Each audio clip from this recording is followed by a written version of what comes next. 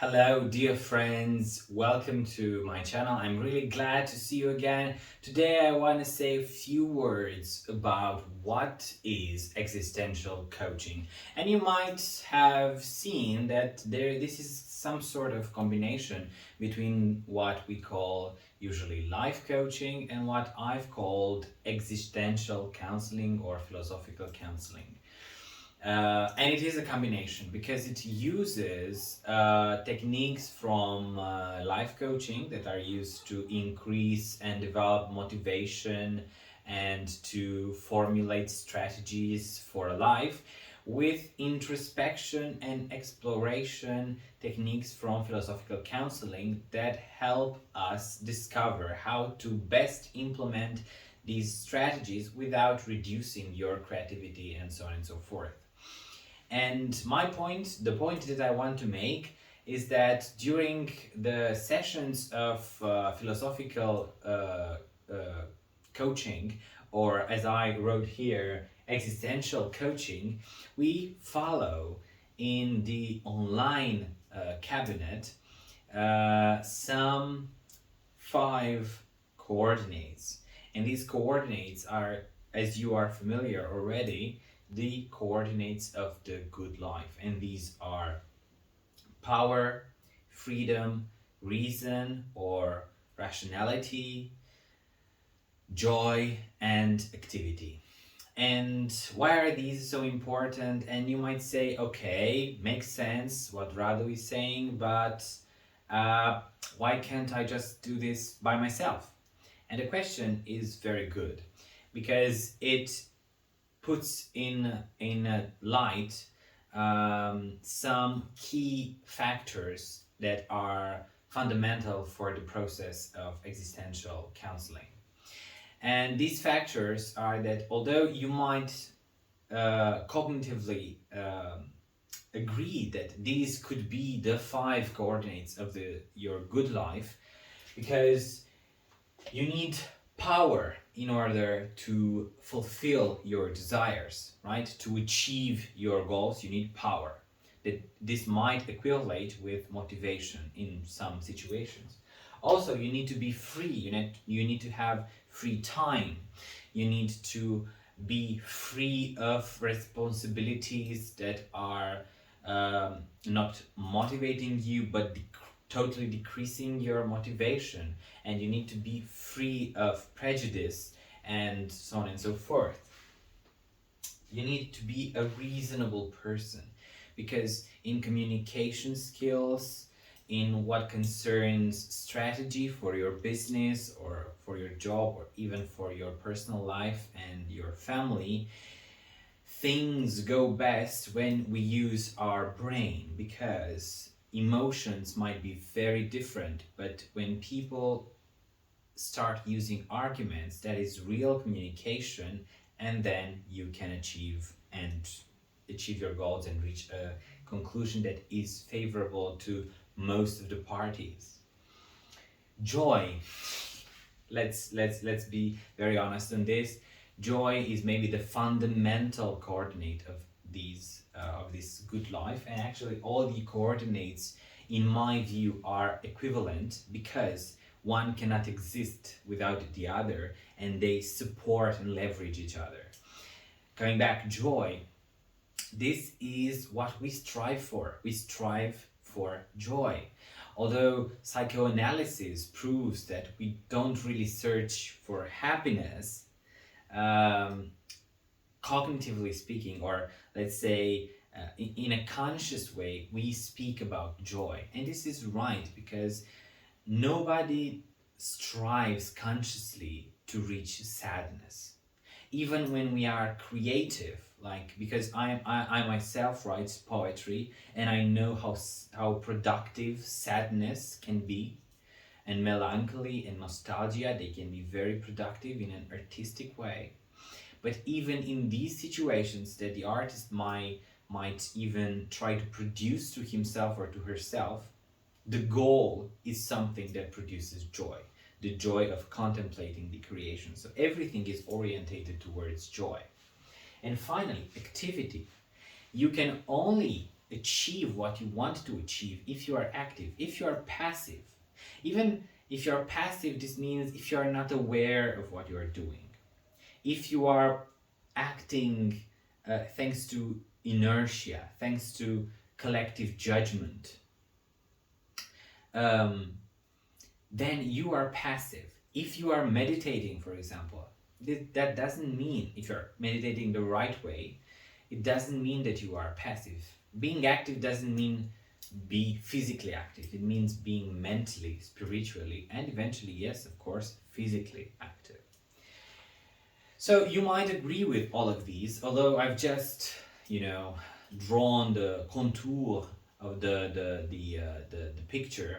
It's very much more complex, and I have dedicated my philosophical and psychological studies to these 5 coordinates, which gives me the chance to say in a quite an accurate way that it's a rather complicated and beautiful in the same time business, and this is just a general picture.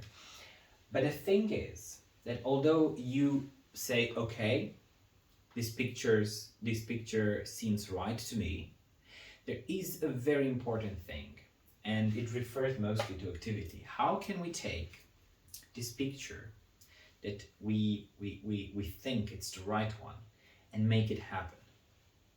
Because you cannot just find general rules and then do it. First of all, in order to act upon your reality, you need to understand that reality. You need to understand profoundly what these things are. Second, only after you understand profoundly these things, and how can you show proof of understanding, when you can explain them in a dialogue. This is why the dialogic, or the dimension of dialogue that is present in the existential consultancy is so important, because in dialogue we find out if we understood, what we understood, and how we can improve the knowledge. Then once we have the knowledge is not sufficient to act. We need information, we need reason, and we also need affectivity to work for us. So these 2 components are fundamental. And next point is to cultivate motivation so that we can act with our emotions upon the understanding that we have gained. And after we put things in motion, our focus is to maintain the action for as long as possible. Because in this way, we produce what Aristotle called hexis, that is what the Latins called habitus, and what we call habits. If we create powerful, free, reasonable, joyful, and active habits, then we live the good life. So the existential coaching that I come forth with for you is this process that we can do together, starting right away, so that you can understand and achieve. Actually, it's not achieving, because truth be told, we can never fully achieve any of these coordinates. We can never be totally powerful, totally free, totally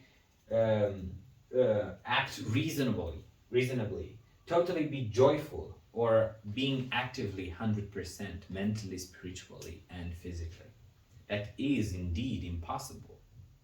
But what we can do is to strive to achieve these, because we strive for life, not for darkness. The world, however, because we are hyper-stimulated, and because social pressure is so powerful because of the social media and everything, and because our understanding of the human being, which is, as Gabor Mate said once, that we are psycho biopsychosocial creatures. This is an extraordinary definition because there is this biological component that comes with some limitations. Our psyche, our mental, and generally all the conscious and unconscious parts of our psyche, and the social component. And the way these work together is quite not really easy to manage, and we need to work on them. And if we work on them, for sure we will succeed in getting closer and closer and closer to what we call the good life. So, my dear friends, don't forget to join our little community and make it grow, make it a big community, and spread the message. Spread the message of the 5 coordinates of the good life, and let us improve and optimize ourselves and our communities so that we can live in indeed a better world. Thank you for watching, and stay close, and don't forget, anytime just contact me if we want to get to know more about what philosophical consultancy is, existential counseling, and of course this special, I would say, life coaching that I offer for adults and for children, of course, and for my philosophy for children programs, which are currently available only in Romania, but who knows, maybe we'll do some of them in Europe first, in quite the close future. Take care of you. I wish to you all the best, and may you take the time to think about what I've just said, and may this improve the quality of your life so that you can live an authentic life. Take care.